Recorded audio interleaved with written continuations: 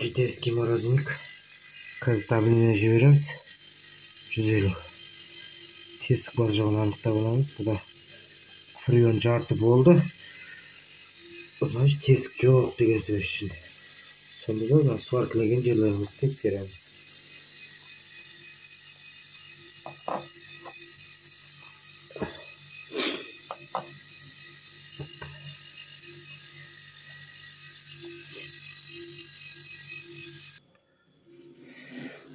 Сваркілеген жерлерімізді тексеріп аламыз дұрыстап.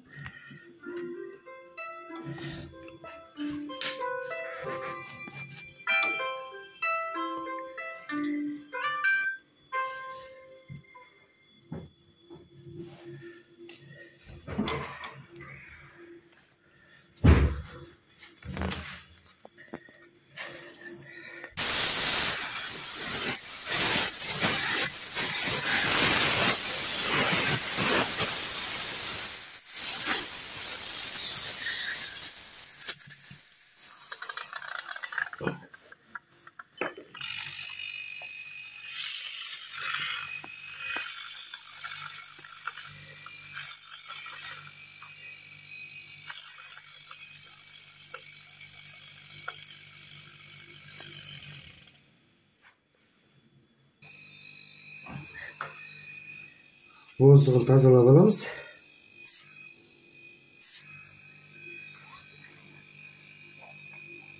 Потом фреон құямыз.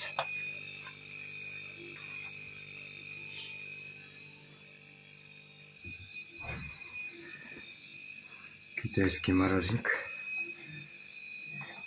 Іші трубкалар бәрі таза.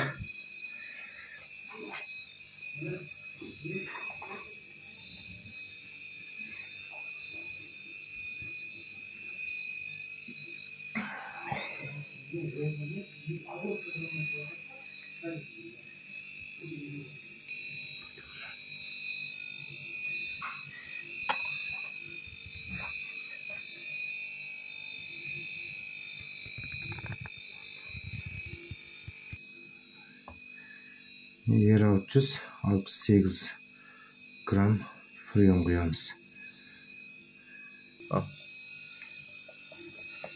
Боздығын тазалап болдық бұйыртса, енді заптық жасайтын боламыз.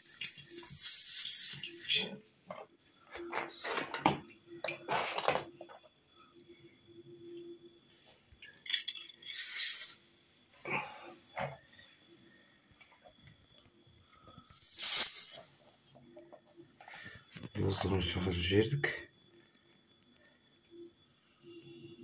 İçine bozduk жіберуге болмайды. Таза фреонның өзін жіберу керек 68 грамм.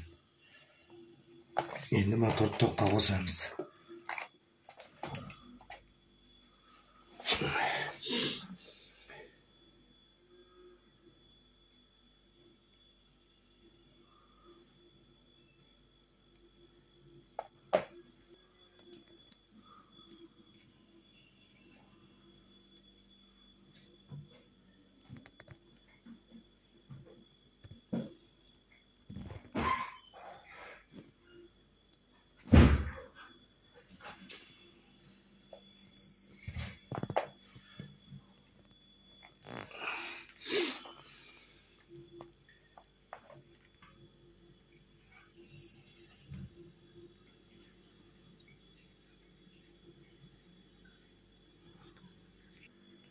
Бұйыртса морозильник дайын болды.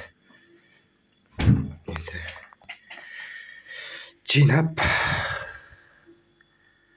көретін боламыз.